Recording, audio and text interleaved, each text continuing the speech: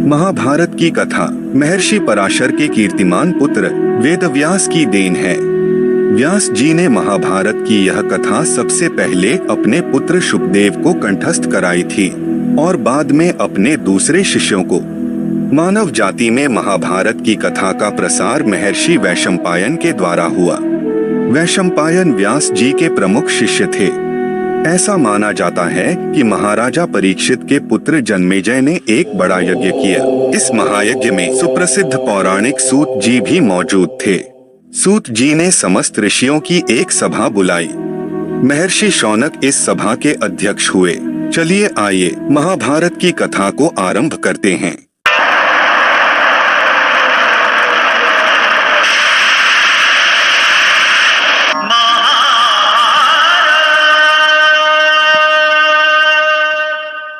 सूत जी ने महाभारत की कथा प्रारंभ की कि हस्तिनापुर के महाराजा शांतनु, जिनकी दो रानियां थी, गंगा और सत्यवती। गंगा से देवव्रत यानी भीष्म ने जन्म लिया और सत्यवती से चित्रांगद और विचित्रवीर्य ने। भीष्म अपनी प्रतिज्ञा के कारण राजा नहीं बने, इसलिए महाराजा शांतनु के बाद चित्रांगद हस्तिनापुर की गद्दी पर बैठे। उनकी अकाल मृत्यु हो जाने पर उनके भाई विचित्रवीर्य राजा हुए। उनकी दो रानियां थी, अंबिका और अंबालिका। अंबिका से धृतराष्ट्र और अंबालिका से पांडु का जन्म हुआ। बड़े बेटे धृतराष्ट्र जन्म से ही अंधे थे, इसलिए उस समय की नीति के अनुसार पांडु को गद्दी पर बैठाया गया। धृतराष्ट्र और गांधारी से कौरव हुए तथा पांडु और उनकी दो रानियों कुंती और माद्री से पांडव हुए। पांडु ने कई वर्षों तक राज्य किया। उनकी दो रानियां थीं, कुंती और माद्री। कुछ समय राज्य करने के बाद पांडु अपने किसी अपराध के प्रायश्चित के लिए तपस्या करने जंगल में गए। उनकी दोनों रानियां भी उनके साथ ही गईं। वनवास के समय कुंती और माद्री ने 5 पांडवों को जन्म दिया। कुछ समय बाद पांडु की मृत्यु हो गई। 5 अनाथ बच्चों का वन के ऋषि मुनियों ने पालन पोषण किया और पढ़ाया लिखाया।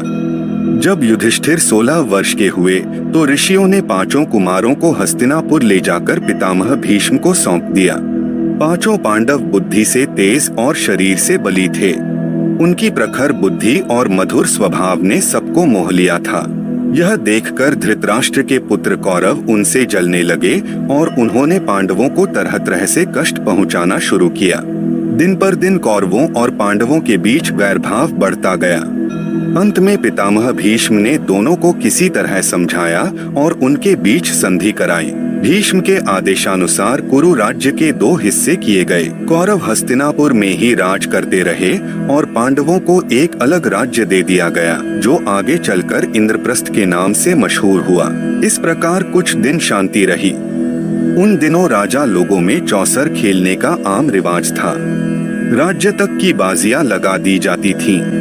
इस रिवाज के मुताबिक एक बार पांडवों और कौरवों ने चौपड़ खेला। कौरवों की तरफ से कुटिल शकुनी खेला। उसने युधिष्ठिर को हरा दिया। इसके फलस्वरूप पांडवों का राज्य छिन गया और उनको 13 वर्ष का वनवास भोगना पड़ा।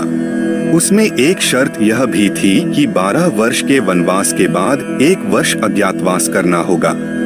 उसके बाद उनका राज्य उन्हें लौटा दिया जाएगा। द्रौपदी के साथ 5 पांडव 12 वर्ष वनवास और 1 वर्ष अज्ञातवास में बिताकर वापस लौटे, पर लालची दुर्योधन ने लिया हुआ राज्य वापस करने से इनकार कर दिया। अतः पांडवों को अपने राज्य के लिए लड़ना पड़ा। युद्ध में सारे कौरव मारे गए। तब पांडव उस विशाल साम्राज्य के स्वामी हुए। इसके बाद 36 वर्ष तक पांडवों ने राज्य किया और फिर अपने पोते परीक्षित को राज्य देकर द्रौपदी के साथ तपस्या करने हिमालय चले गए। संक्षेप में यही महाभारत की कथा है।